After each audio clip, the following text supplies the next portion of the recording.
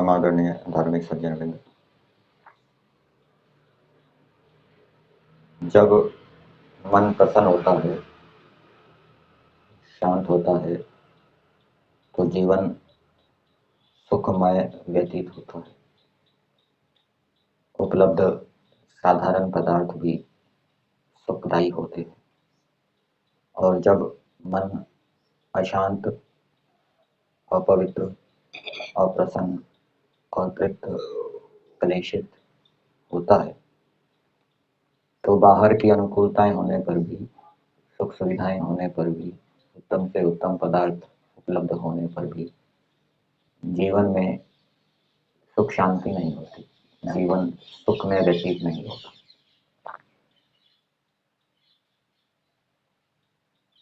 सामान्य परिस्थितियों में तो व्यक्ति प्रसन्न रहता है, शांत रहता है, परंतु परीक्षा तो तब होती है जब प्रतिकूल परिस्थितियां आती है, समस्याएं आती है, बाधाएं आती है, विघ्न आते हैं, रोग आते हैं, बुढ़ापा आता है, आसक्ति आती है, अपमान होता है। तो उन प्रतिकूलताओं में भी अपने मन को प्रसन्न रखना, जो इस प्रकार से कर सकता है वो विजेता कहलाएगा। तो उन परिस्थितियों में हम अपने मन को कैसे प्रसन्न रखें, उसका एक महत्वपूर्ण उपाय है ईश्वर में श्रद्धा होना, प्रीति का होना। जिस व्यक्ति की ईश्वर में प्रीति नहीं है, रुचि नहीं है, वो बाधाओं के, प्रतिकूलताओं के आने पर, रोगों के आने पर, कष्टों के होने पर दुखी होता रहता है, रोता रहता है, चिल्लाता रहता है, गिड़गिड़ाता रहता है, लेकिन ईश्वर से नहीं जुड़ता, ईश्वर से प्रार्थना याचना नहीं करता। कौन? जिसने ईश्वर के साथ संबंध नहीं बनाया, ईश्वर में जिसकी प्रीति नहीं है, रुचि नहीं। लेकिन जो ईश्वर भक्त है, जिसकी ईश्वर में प्रीति है, रुचि है, वो थोड़े थोड़े कष्टों के आने पर भी ईश्वर से जुड़ता जाता है, और बड़े कष्टों के आने पर भी वो ईश्वर से जुड़ता है। ईश्वर से उसको ज्ञान विज्ञान मिलता है, उत्साह मिलता है, धैर्य मिलता है, सहन शक्ति मिलती है, और वो बड़े बड़े रोगों को भी, बड़ी बड़ी प्रतिकूलताओं को भी सहन कर लेता है। उनमें भी अपने मन को प्रसन्न रखता है। उसका जीवन उन विकट प्रतिकूल परिस्थितियों में भी सुखमय व्यतीत होता है। तो ईश्वर में प्रीति को बढ़ाना चाहिए, और ईश्वर में प्रीति, श्रद्धा को बढ़ाने का उपाय है निरंतर तपस्या पूर्वक ईश्वर की आज्ञा का पालन करना, धर्म का आचरण करना, निष्कामता से तपस्या पूर्वक, और उसके साथ साथ ईश्वर के विषय में जो वेदों के वचन हैं, ऋषियों के वचन हैं, उनको भी यदि व्यक्ति पढ़े, उनके ऊपर विचार करे, तो वो शीघ्रता से ईश्वर में श्रद्धा को उत्पन्न कर सकता है। ऋषियों के वचनों को छोड़ दिया, वेदों को छोड़ दिया ईश्वर को जानने के लिए, तो उसकी ईश्वर में श्रद्धा प्रीति उत्पन्न हो जाए, ऐसा नहीं होगा। जैसे उदाहरण के लिए महर्षि दयानंद जी ने कुछ बातें ईश्वर के विषय में बताई, ऐसे ऐसे वचनों को जो हमें विशेष रूप से प्रेरित करते हैं, ईश्वर में श्रद्धा को उत्पन्न करते हैं, रुचि को उत्पन्न करते हैं, उनको लिख लेना चाहिए अलग से, उनके ऊपर निशान लगा लेना चाहिए, उनको याद करना चाहिए, बार बार उनके ऊपर विचार करना चाहिए, पढ़ना चाहिए, बताना चाहिए। जैसे ईश्वर से भिन्न कोई पदार्थ स्वतंत्र प्रकाश करने वाला नहीं। सूर्य यदि रात्रि में प्रकाश करना चाहे तो वो नहीं कर सकता। सूर्य यदि प्रलय काल में प्रकाश करना चाहे तो नहीं कर सकता। वो अपनी सत्ता को बचा नहीं सकता, अपनी सत्ता को बचाने में स्वतंत्र नहीं है, प्रकाश करने में स्वतंत्र नहीं। फिर और बताया, सब देवों का जन्म और कर्म ईश्वर के सामर्थ्य से होता है। इस संसार के अंदर जितने भी देव हैं, उनका जन्म उन किसके सामर्थ्य से हुआ? ईश्वर के सामर्थ्य से। और वो जो देव कर्म करते हैं, पृथ्वी का कर्म क्या है? सूर्य के चारों ओर परिभ्रमण करना, अपनी धुरी के चारों ओर घूमना।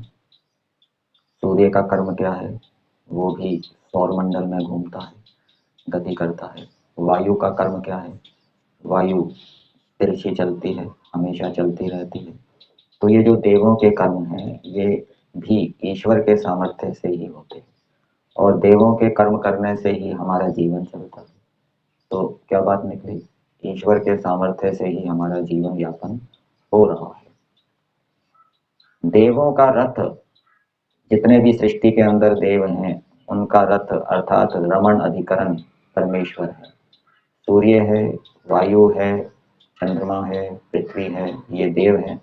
इनका रथ परमेश्वर है, अर्थात ये परमेश्वर में स्थित हुए गति करते हैं, एक स्थान से दूसरे स्थान पे जाते हैं। जैसे हम रथ में स्थित हुए, फोर व्हीलर टू व्हीलर में स्थित हुए, एक स्थान से दूसरे स्थान पे जाते हैं, वैसे ही सृष्टि के अंदर सारे देव ईश्वर में स्थित हुए, विद्यमान हुए, एक स्थान से दूसरे स्थान पर जाते हैं।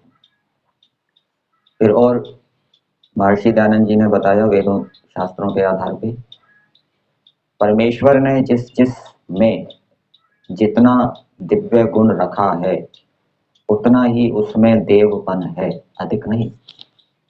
सूर्य के अंदर जितनी दिव्यता परमेश्वर ने रखी है उतनी ही है, उससे अधिक नहीं है।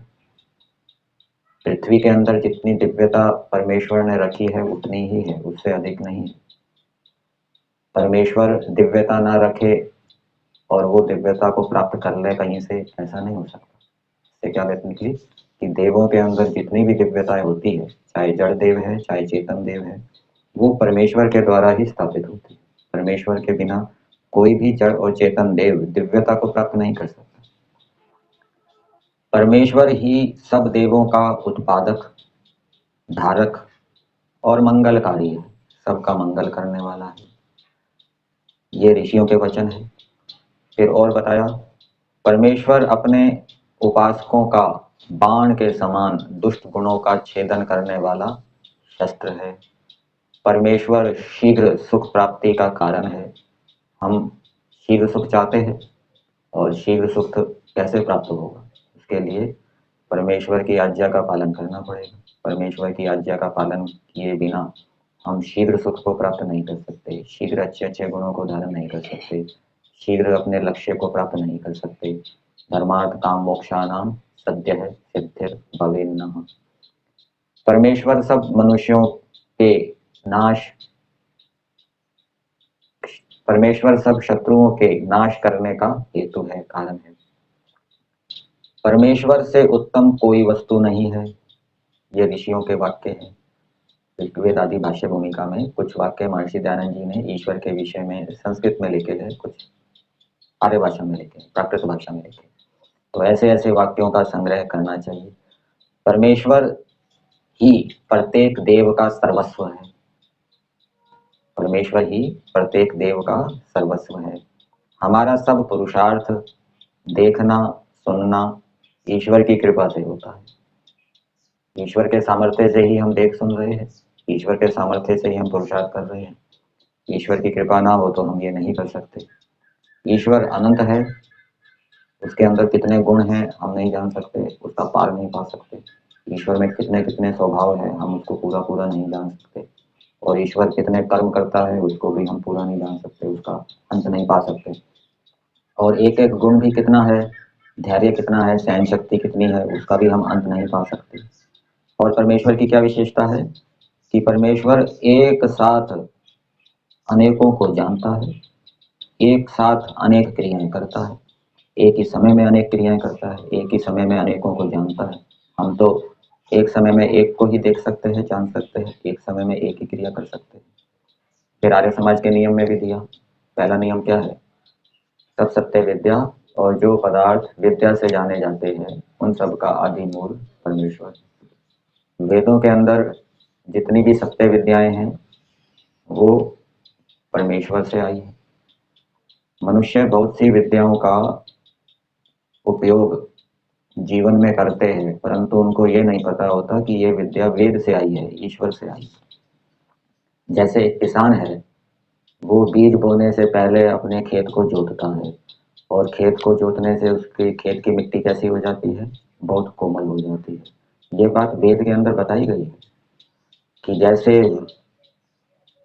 ऊन कोमल होती है, वैसे ही किसान अपने खेतों को कोमल करता है जोत कर, फिर उसके अंदर क्या है, बीज बोता है। ये किसान वेद विद्या का उपयोग कर रहा है, लेकिन उसको पता नहीं कि ये वेद विद्या वेद से आई है, कि बीज बोने से पहले खेत को कोमल करना है ऊन के समान।